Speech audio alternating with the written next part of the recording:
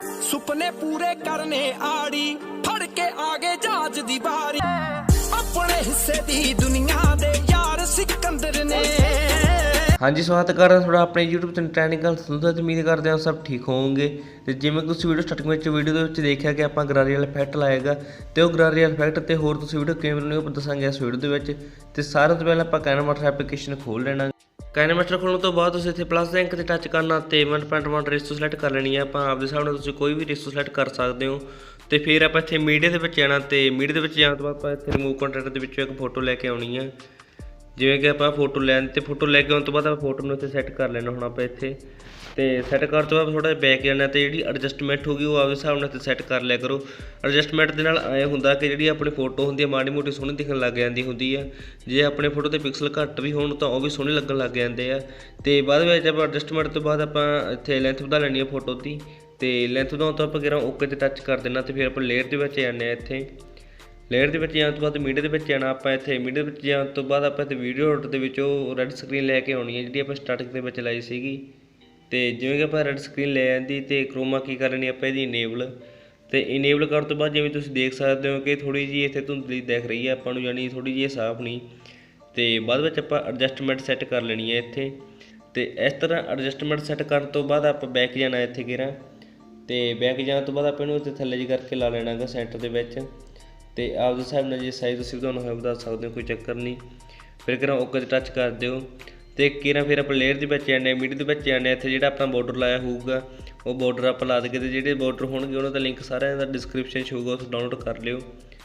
ਤੇ ਜਿਵੇਂ ਕਿ ਆਪਣਾ ਬਾਰਡਰ ਆ ਲਾਇਆ ਸੀਗਾ ਮੈਨੂੰ ਲੱਗਦਾ ਉੱਥੇ ਤੇ ਇਹ ਬਾਰਡਰ ਆਪਾਂ ਲੈ ਜਾਂਦਾ ਤੇ ਬਾਰਡਰ ਲੈ ਕੇ ਆਉਣ ਤੋਂ ਬਾਅਦ ਕਿਰਾਂ ਆਪਾਂ ਇਹਦਾ ਸਾਈਜ਼ ਇੱਥੇ ਸੈੱਟ ਕਰਕੇ ਫਿਰ ਆਪਾਂ ਬਲੈਂਡਿੰਗ ਵਾਲੇ ਆਪਸ਼ਨ ਦੇ ਵਿੱਚ ਜਾਣਾ ਤੇ ਸਕਰੀਨ ਕਰ ਲੈਣਾ ਆਪਾਂ।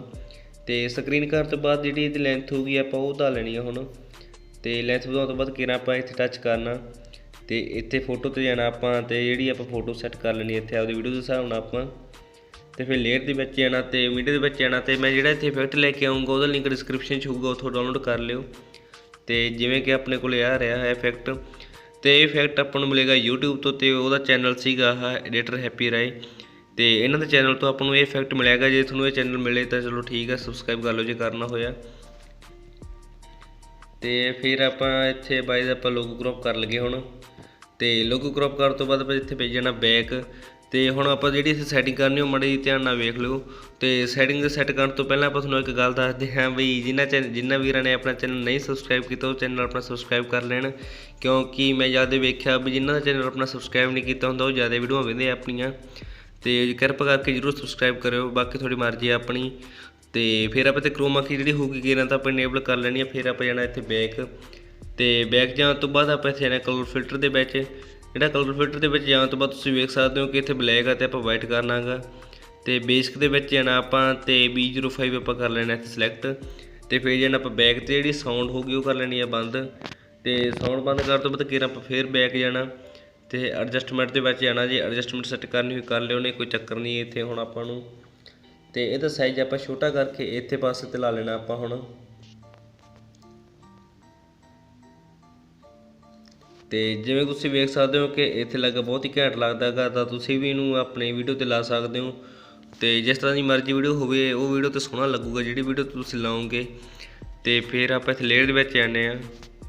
ਲੇਅਰ ਦੇ ਵਿੱਚ ਜਾਣ ਤੋਂ ਬਾਅਦ ਆਪਾਂ ਮੀਡੀਆ ਦੇ ਵਿੱਚ ਜਾਂਦੇ ਹਾਂ ਤੇ ਆਪਣੇ ਜਿਹੜੇ ਇੱਥੇ ਲੋਗੋ ਹੋਣਗੇ ਆਪਾਂ ਨਵੇਂ ਬਣਾਏ ਸੀਗੇ ਆਪਾਂ ਉਹਨਾਂ ਨੂੰ ਇੱਥੇ ਲਾ ਲੈਣਾ ਹੁਣ। ਉਹਨਾਂ 'ਚੋਂ ਇੱਕ ਜਿਵੇਂ ਕਿ ਆਪਾਂ ਵੀਡੀਓ ਦੇ ਸਟਾਰਟਿੰਗ ਦੇ ਵਿੱਚ ਆਹ ਲਾਇਆ ਸੀਗਾ ਤੇ ਇੱਥੇ ਵੀ ਆਪਾਂ ਆਹੀ ਲਾ ਲੈਣਾ ਹੁਣ।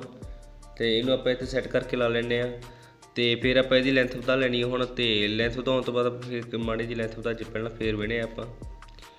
ਤੇ ਗਿਰਾਂ ਲੈਂਥ ਵਧਾਉਣ ਤੋਂ ਬਾਅਦ ਆਪਾਂ ਇੱਥੇ ਜਾਣਾ ਐਡਜਸਟਮੈਂਟ ਦੇ ਵਿੱਚ ਤੇ ਐਡਜਸਟਮੈਂਟ ਦੇ ਵਿੱਚ ਜਾਣ ਤੋਂ ਬਾਅਦ ਆਪਾਂ ਮਾੜੀ ਮੋਟੀ ਇੱਥੇ ਸੈਟਿੰਗ ਕਰ ਲੈਣੀ ਆ।